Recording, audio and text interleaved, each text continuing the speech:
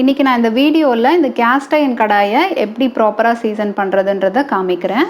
Iron பாத்திரங்களையும் cast iron பாத்திரங்களையும் ஒரே மாதிரி தான் சீசன் பண்ணணும்.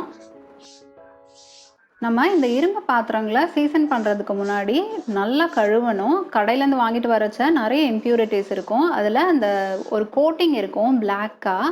டிஷ்யூவில் எடுத்து காமிக்கிறேன் பாருங்கள், எவ்வளோ கருப்பு கருப்பாக இருக்குது.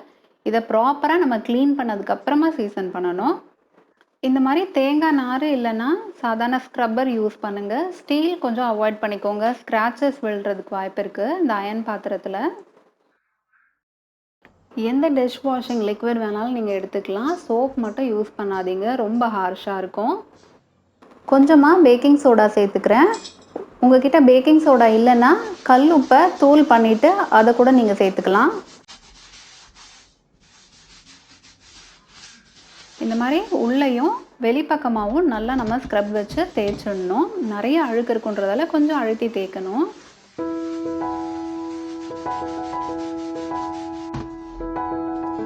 நீங்கள் தேய்க்கிறச்ச ஹேண்டிலு இந்த ஓரங்கள்லாம் கூட நல்லா ஸ்க்ரப் வச்சு தேய்ங்க.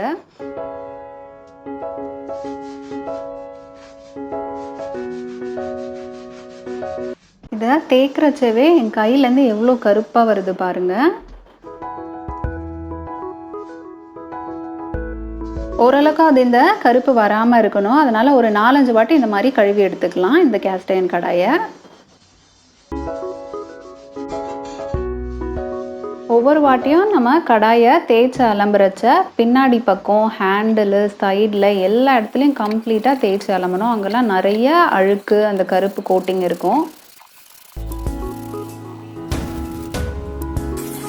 இந்த கடாயை நல்லா கழுவி எடுத்துடலாம்.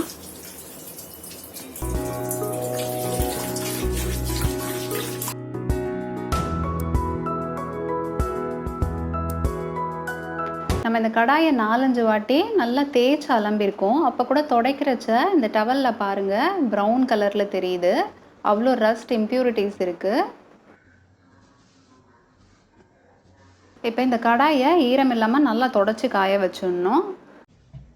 இப்போ இந்த கடாய் மூழ்கிற அளவுக்கு ஒரு பாத்திரமோ இல்லை டப் எது வேணாலும் நீங்கள் எடுத்துக்கோங்க.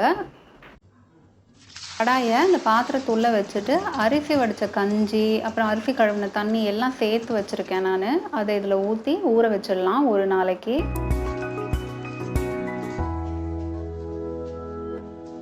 நான் ஒரு நாள் ஃபுல்லாக ஊற வச்சுட்டேன். அடுத்த நாளில் பார்த்தாலே தெரியும் இதில் அவ்வளோ அழுக்கு இல்லை, அவ்வளோ துரு பிடிக்கல. நம்ம இந்த கடாயை நல்லா ஸ்க்ரப் பண்ணி தேய்ச்சி ஒரு 4-5 வாட்டி அதுக்கப்புறமா கஞ்சி தண்ணியில் ஊற வச்சதால் அவ்வளோ அழுக்கு இல்லை. அந்த பிளாக் கோட்டிங் எல்லாம் கொஞ்சம் கொஞ்சமாக போயிருக்கு பாருங்கள். உள்ளே இந்த கடாயில் வெள்ளையாக இருக்கிறது நல்லா உங்களுக்கே பார்க்குறதுக்கே தெரியும், முன்னாடி இருந்ததுக்கும் இப்போ இருக்கிறதுக்கும். இந்த கடாயை இதுலேருந்து எடுத்துட்டு டிஷ் வாஷிங் லிக்விட் போட்டு நல்லா ஸ்க்ரப் பண்ணி தேய்ச்சி அலம்பி எடுத்துக்கோங்க. இந்த கடாய் பார்த்தீங்கன்னா பின்னாடி பக்கம் மாத்திரம் துரு பிடிச்சிருக்கு. அங்கே மட்டும் நல்லா ஸ்க்ரப் பண்ணி தேய்ச்சி அலம்பி எடுத்துக்க போகிறேன்.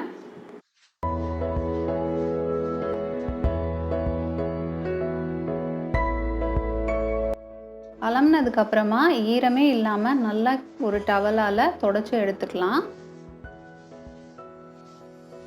பின்னாடி பக்கம், ஹேண்டில் எல்லாமே நல்லா கம்ப்ளீட்டாக டவலால் தொடச்சி ஈரம் இல்லாமல் எடுத்துக்கோங்க.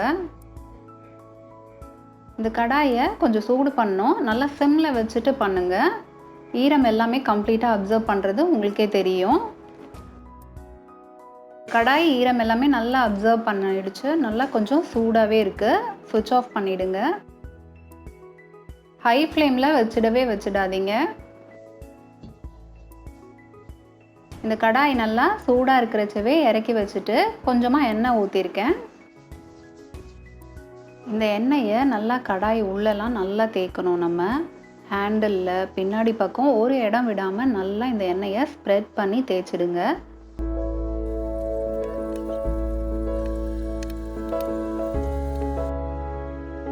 சிம்மில் வச்சு பண்ணுங்கள். இந்த எண்ணெய் நல்லா இந்த அயன் பாத்திரத்தில் அப்சர்வ் ஆகணும். கேஸ்ட் அயன் பாத்திரங்களில் நல்லா எண்ணெய் தடவி நம்ம இந்த மாதிரி சூடு பண்ணுறச்ச நாளடைவில் பார்த்திங்கன்னா இந்த பாத்திரங்க நான்ஸ்டிக் மாதிரி பழகியிருக்கும். நம்ம எது செஞ்சாலும் ஒட்டவே ஒட்டாது. எண்ணெயும் நல்லா கம்மியாக தான் அப்சர்வ் பண்ணும். இந்த கடாய் நல்லா ஒரு 8 நிமிஷத்துக்கு நல்லா சூடாயிடுச்சு. ஸ்விட்ச் ஆஃப் பண்ணிவிட்டு கொஞ்சமாக எண்ணெய் சேர்த்துருக்கேன் நான், கொஞ்சம் ஆறட்டும்னு. இந்த எண்ணெய் நல்லா சூடாக இருக்கிறச்சவே 1 டீஸ்பூன் பேக்கிங் சோடா போட்டுக்கிறேன். பேக்கிங் சோடா உங்ககிட்ட இல்லைன்னா கல்லுப்பை தூள் பண்ணிவிட்டு அது கூட நீங்கள் சேர்த்துக்கலாம். டிஷ்யூவோ இல்லை ஒரு துணியோ வச்சு இந்த பேக்கிங் சோடாவை நல்லா தேய்ச்சி விட்டுருங்க. இந்த கடாயில் பின்னாடி பக்கம் ஹேண்டிலில் எந்த இடமும் விடாமல் நல்லா தேய்ச்சிடுங்க.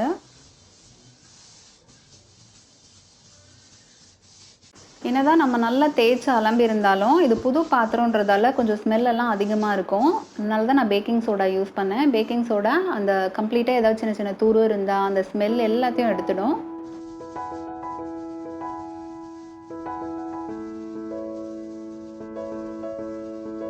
கம்ப்ளீட்டாக இந்த கடாய் நல்லா ஆறணும். ஏன்னா கொஞ்சம் சூடு இருக்கும். ஆறுனதுக்கப்புறமா நல்லா தேய்ச்சி அலம்பிடலாம் ஒரு வாட்டி. லாஸ்ட்டாக ஃபைனல் ஸ்டெப் பண்ண போகிறோம் நம்ம. நான் பிழிஞ்சு விடுறச்சவே தெரியும் உங்களுக்கு. அந்த மீதி துரு, அழுக்கு எது இருந்தாலும் கம்ப்ளீட்டாக வந்துருச்சு பாருங்கள். கடாயும் நல்லா கிளியராக ஆயிடுச்சு.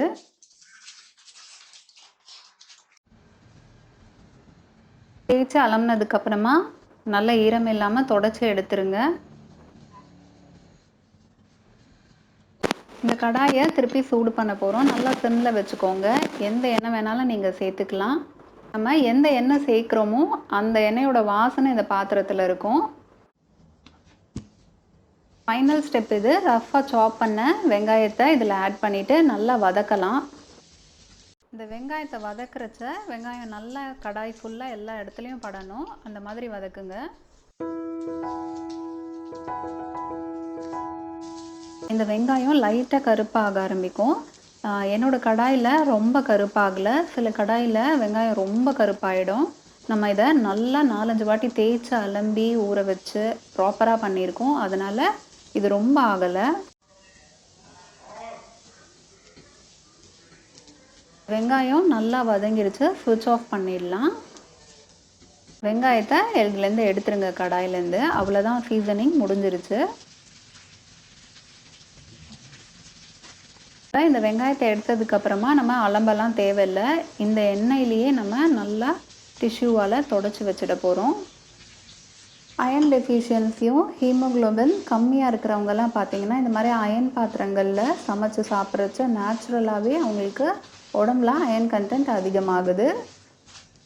அயன் பாத்திரங்களில் கீரை சமைக்கலாமா வேண்டாமான்ற டவுட்டு நிறைய பேருக்கு இருக்கும். கீரையே சமைக்கக்கூடாதுன்னு சொல்கிறாங்கன்னா கீரையில் ஏற்கனவே அயன் இருக்குது. இந்த பாத்திரத்தில் செய்கிறச்ச அதிகப்படியான அயன் கண்டென்ட் நம்ம உடம்புக்கு போக வாய்ப்பு இருக்குது. அதுவுமே நாளடைவில் நல்லது கிடையாது நம்ம உடம்புக்கு.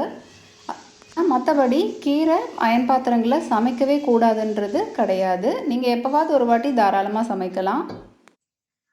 அயன் பாத்திரத்தில் நீங்கள் புளி சேர்த்து எதையுமே சமைக்கக்கூடாதுன்னு ஜென்ரலாக சொல்லுவாங்க. ரசம், புளி குழம்பெல்லாம் வைக்காதீங்க. புளியில் இருக்கிற அந்த ஆசிட் நம்ம இந்த பாத்திரத்தோட ரியாக்ட் ஆகும். ஒரு அயன் ஸ்மெல்லும் வரும் சாப்பாடில். நமக்கு அது உடம்புக்கும் நல்லது கிடையாது.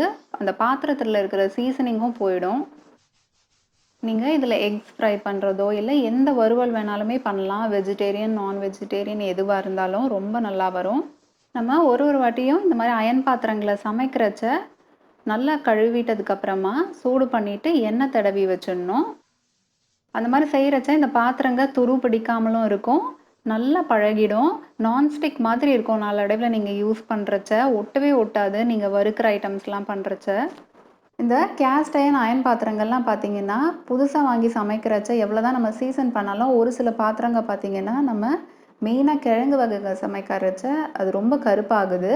இந்த கேஸ்ட் அயன் பாத்திரம் கூட அப்படி தான். நான் கிழங்கு சமைக்கிறச்ச ரொம்ப கருப்பாயிடுச்சு. ஒரு சில காய்ங்க நம்ம கட் பண்ண உடனே கருப்பாகும் தண்ணியில் போடலன்னா. உருளைக்கிழங்கு, வாழைக்காய், கத்திரிக்காய்லாம் அந்த மாதிரி காய்ங்கள்லாம் இனிஷியலாக இந்த பாத்திரங்களில் சமைக்காதீங்க. வேறு காய்ங்க சமைச்சு நல்லா பழகுனதுக்கப்புறமா இந்த பாத்திரம் அப்புறமா நீங்கள் சமைக்க ஆரம்பிங்க. ஸோ தட் உங்களுக்கு அந்த காய்ங்க கருப்பாகாது இந்த பாத்திரத்தில் சமைக்கிறச்ச. அதனால் இனிஷியலாக கொஞ்சம் நாளைக்கு அந்த பாத்திரங்கள் நல்லா பழகுற வரைக்கும் வெண்டைக்காய் அந்த மாதிரி காய்ங்க சமைங்க.